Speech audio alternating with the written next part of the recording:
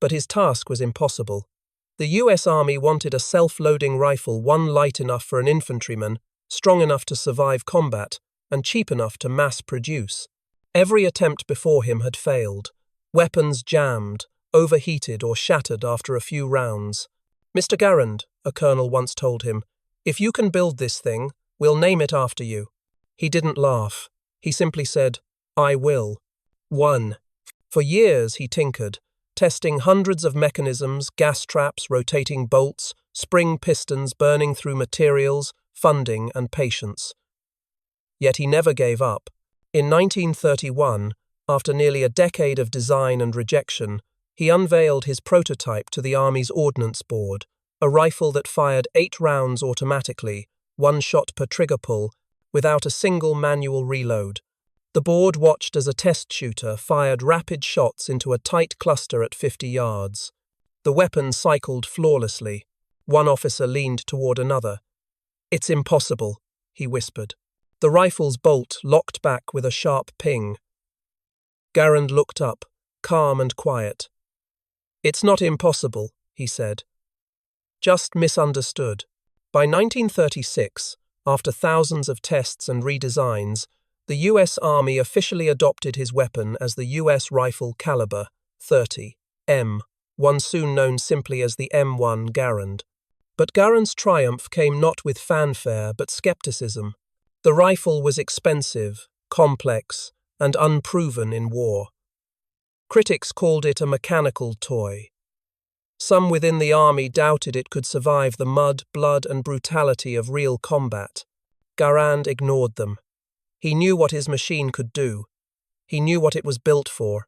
And when war came, when the world once again drowned in fire, his rifle would prove every doubter wrong. The Immigrant's invention was about to become the weapon that would define an army. Autumn, 1939, Springfield Armory, Massachusetts. The leaves are turning gold outside, but inside the testing range the world is thunder and smoke. U.S. Ordnance officers stand behind a protective glass window as a line of shooters raise their new rifles, the M1 Garand, and squeeze their triggers. The sound is unlike anything they've heard before. Not the slow, rhythmic cracks of bolt-action Springfields, but a rapid, steady percussion bang, bang, bang, bang, 8 rounds in barely 5 seconds. Empty clips ping against the concrete, replaced instantly by new ones. When the smoke clears, the targets are torn apart, tight clusters dead center. "Gentlemen," says Colonel James Hatcher, head of the Ordnance Department, "I think Mr. Garand has built us the future." Though, John Garand stands a few steps behind, hands folded, expression unreadable. He isn't a boastful man. To him, this isn't victory, it's verification. Years of failure and redesign have finally yielded a weapon that breathes like a living thing. The rifle's genius lies in its simplicity.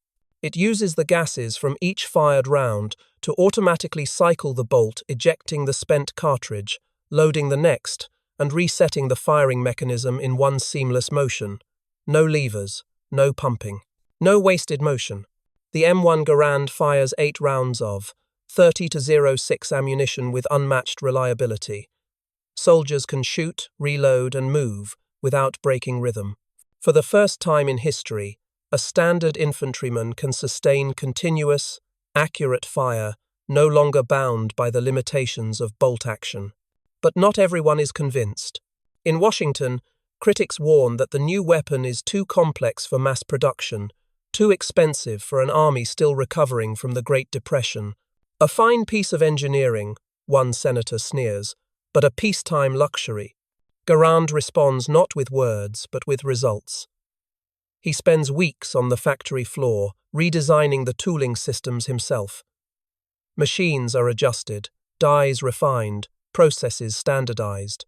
Within months, the impossible happens.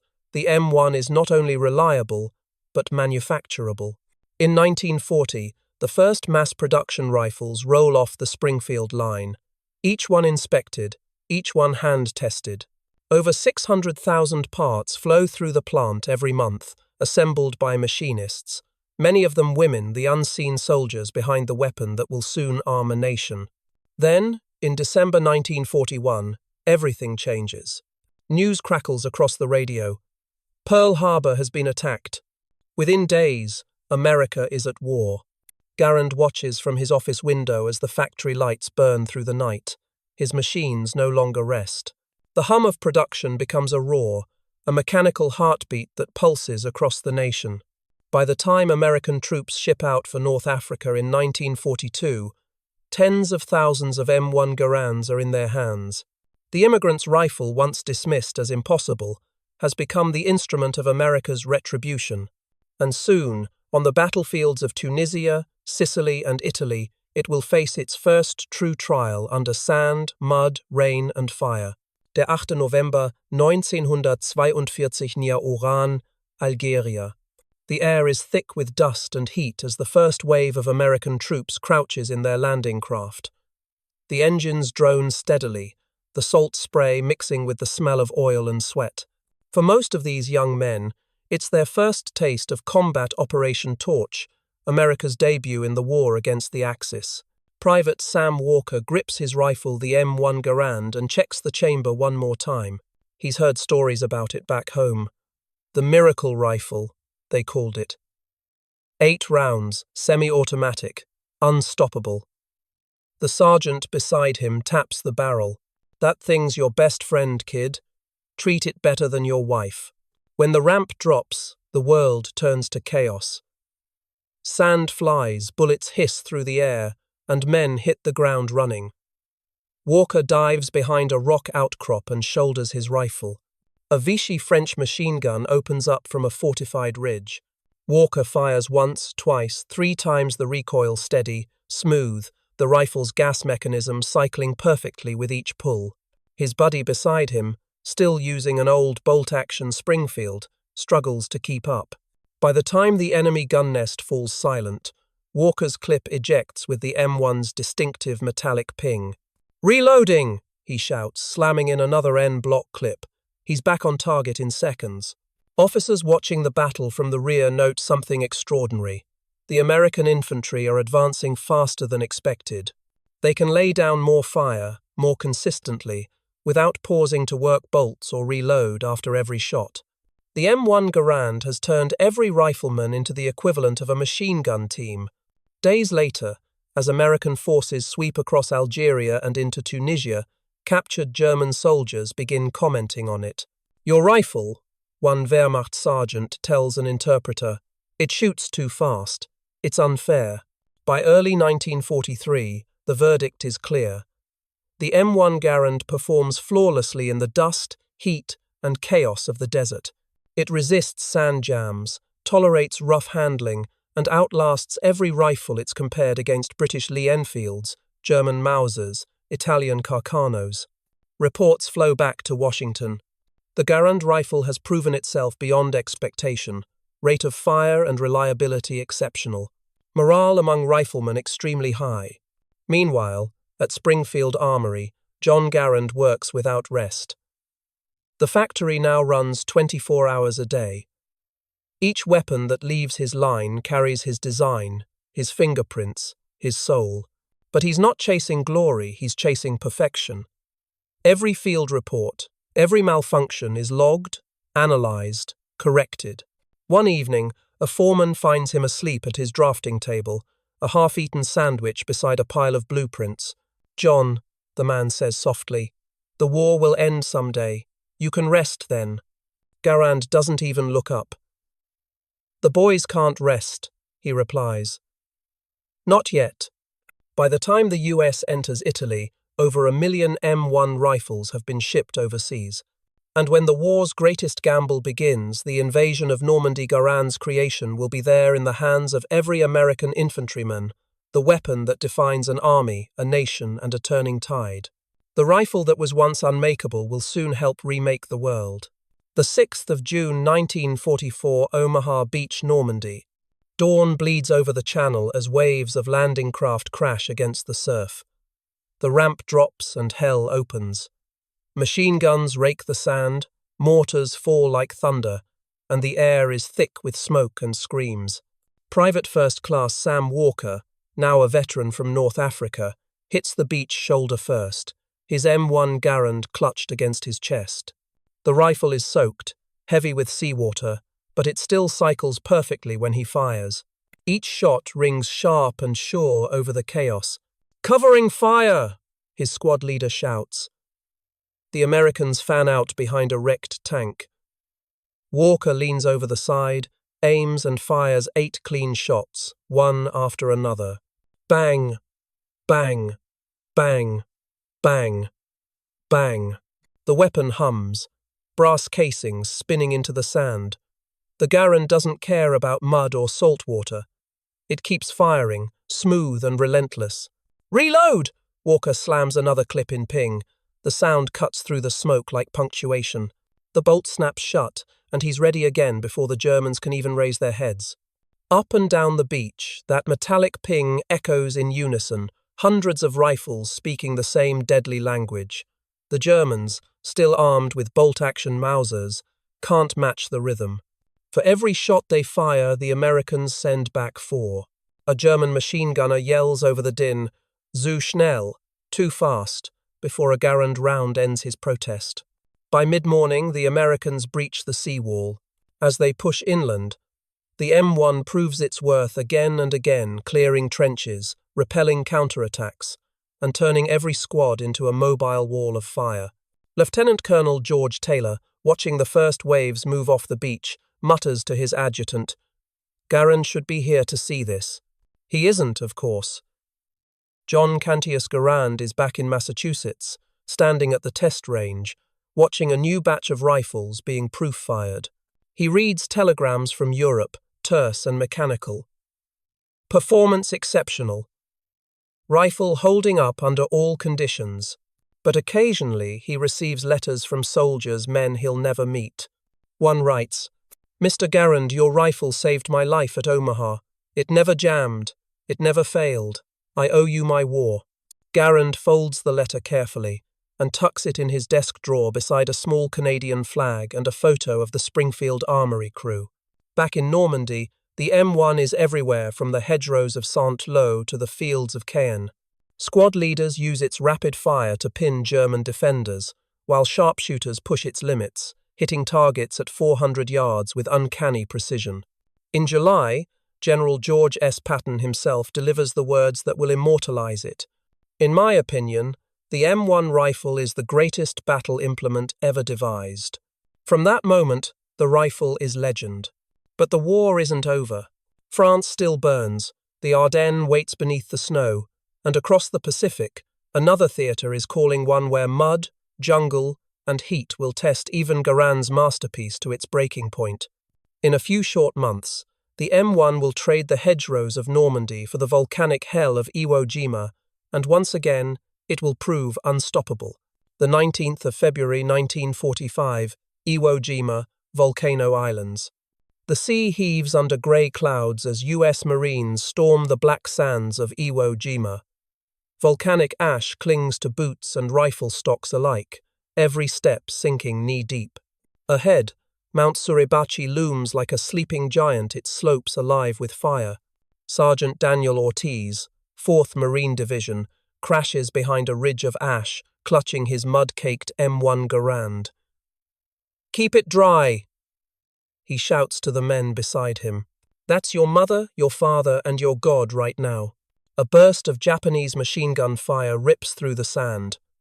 Ortiz rolls onto his stomach, sights down the barrel, and returns fire. 8 rounds rip through the enemy nest in seconds. He doesn't even think fire, reload, fire again, the rhythm of survival. Bang, bang, bang, ping, clack. In the choking smoke of Iwo Jima, the Garand's reliability is tested as never before. The fine volcanic dust infiltrates every crevice, the air stings of sulfur, yet the rifles keep firing. Marines dunk them in canteens to wash away grit, slap new clips home, and press forward inch by inch. "Reloading!" shouts Corporal Jeffries. The distinctive ping echoes again, a sound both feared and admired. Japanese soldiers sometimes wait for it, mistaking it for weakness. But American squads counter by firing in pairs. One reloads while the other keeps shooting. The M1's semi-automatic action dominates the Pacific battlefield. Against Japanese troops armed mostly with slow-firing Arisaka bolt rifles, its 8-round burst gives the Marines overwhelming suppressive power. Jungle ambushes, cave assaults, beach landings everywhere, the Garand's voice cuts through. On Okinawa, a sergeant writes in his log, "This rifle eats mud for breakfast. I've dropped it in rain, salt, blood, she just keeps talking." Meanwhile, 6,000 miles away, in his quiet Springfield office, John Garand receives another field report stamped confidential. Weapon performance excellent in tropical and volcanic environments. Maintenance minimal. Troop confidence absolute. He sets the paper down, takes off his glasses, and exhales. For years, he has been accused of perfectionism, revising tolerances by fractions of millimeters, obsessing over recoil springs, personally testing batches of steel. Now he knows why. Each rifle is a promise one he has kept. By summer, the Pacific War nears its peak. On the beaches of Okinawa, amidst rain and artillery, Garand rifles ring out in every direction. Soldiers fight until their barrels glow red, until ammunition runs dry. When the flag finally rises over Iwo Jima's summit, the Garand is there clutched in the hands of men who will never forget its weight, its kick, its sound.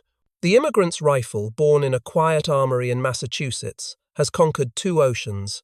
But as victory nears, John Garand faces a new kind of battle, not against engineering or war, but against recognition itself. Because when the shooting stops and the world begins to rebuild, the man who armed America will fade quietly into the background, his name known to millions, his face to almost none. August 1945, Springfield Armory, Massachusetts. The war is over. Bells ring, crowds cheer, newspapers scream victory. But inside the vast, echoing halls of the Springfield Armory, the machines slow, then stop. The smell of oil and gunpowder lingers in the stillness, a ghost of the world they helped arm. At his workbench, John Cantius Garand removes his glasses and rubs his eyes. He hasn't been home in 3 days. For 6 years, this place has been his battlefield blueprints, firing tests, endless refinements. Now, with the war won, he feels only the quiet weight of exhaustion. A young technician approaches, holding a telegram from the Pentagon. Garand opens it slowly. To Mr. J.C. Garand, the United States Army Ordnance Department extends its gratitude for your invaluable contribution to the national defense. Your M1 rifle has proven to be the finest infantry weapon of the war. No. He folds the message carefully, places it in his jacket pocket, and says nothing. No medals, no ceremonies, just another day of silence and steel. Later, as he walks the factory floor, he stops before a single Garand rifle left on the testing rack. It gleams under the fluorescent light, perfect and balanced. He picks it up, shoulders it gently, and pulls the trigger. Click. Empty. Safe. Finished. He whispers, "You did your job." In the months that follow, America moves on.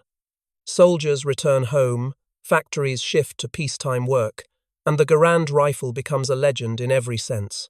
Military historians hail it as the weapon that won the war faster than the Mauser, tougher than the Arisaka, and more accurate than any semi-automatic rifle of its kind. General Patton's praise spreads like gospel. The M1 rifle is the greatest battle implement ever devised, yet its creator remains largely anonymous. Garand doesn't seek fame or wealth. When Congress offers him royalties for his design worth millions, he declines. "The government paid me to develop it," he says simply. "It belongs to the United States." He returns each morning to his bench, continuing to refine prototypes for future rifles, the T-20, the Garand carbine, even an early concept for a select-fire weapon. But none will ever match the simplicity and soul of the original M1. Visitors to the armory sometimes find him hunched over a rifle, muttering in French, testing tolerances that are already perfect. One young engineer once asks him, "Mr. Garand, how did you know it would work?" Garand smiles faintly. "It had to." There were boys waiting for it. Outside, Springfield's town center is alive with celebration. Veterans march down Main Street, M1 rifles slung proudly over their shoulders. The metallic ping of an ejected clip rings out as one man fires a salute into the sky, a farewell to war, a tribute to the rifle that brought them home. Garand watches from a distance, his hat in hand, eyes glistening. For a moment he allows himself pride. Not for himself, but for the men who carried his work through fire and fear, the soldiers who turned his design into legend. As the parade fades and twilight settles over the armory, he locks up his workshop, the rhythmic hum of machines now silent. The immigrant from Quebec, the man once told that his rifle was unmakeable, has built not just a weapon, but a legacy. He walks home beneath the orange streetlights, his hands empty, his life's work behind him. Yet in barracks, museums, and veterans' memories across the world, the sound of his rifle endures the clear, unmistakable ping of victory. 1953 Chicopee, Massachusetts. The old machinist moves slowly now. His hair has turned white. His hands tremble slightly when he holds a tool. But in his small workshop behind the house, John Cantius Garand still keeps a rifle on the wall. Serial number 1, an early production M1. The steel has dulled with time, the stock worn smooth, but it remains perfect in his eyes. Visitors come, sometimes reporters, historians, curious veterans. They all want to meet the man who built the Garand. He greets them with quiet politeness, pouring coffee from a dented pot. When they ask about the weapon, he never brags. "I didn't build it to be famous," he says. "I built it so boys could come home." For Garand, the war has never truly ended. Each clatter of metal in his workshop reminds him of factory nights at Springfield, of telegrams marked confidential, of soldiers he never met but somehow saved. He still receives letters from veterans. "Mr. Garand, I carried your rifle in France. It never failed me. Your M1 got me through Okinawa. I promised myself I'd thank you." Sometimes, he answers. More often, he just reads them in silence, the words blurring with age and memory. Across the world, armies continue to use his design. The M1 Garand becomes the foundation of modern firearms engineering, influencing the M14, the M16, even rifles decades beyond his lifetime. American allies carry it in Korea, in Vietnam, in countless conflicts where its distinctive sound still echoes across battlefields. The weapon born from one immigrant's persistence becomes a symbol of America's industrial might, precision, reliability, and faith in craftsmanship. In 1957, President Eisenhower awards John Garand the Meritorious Civilian Service Medal, the highest honor for a government engineer. When his name is announced, he stands awkwardly, almost embarrassed. Reporters ask him how it feels to be a national hero. He simply replies, "It feels like I did my job." That night, after the ceremony, Garand returns home to his small house. He sits by the rifle on his wall and listens to the quiet hum of the evening. The world has moved on jet planes, atomic weapons, television, but in his mind he can still hear the mechanical rhythm of the M1. Bang, bang, bang, ping. He whispers to the empty room, "You were never mine. You belonged to them." John Garand passes away in 1974 at the age of 86, quietly, without fortune, without fanfare. But his creation endures.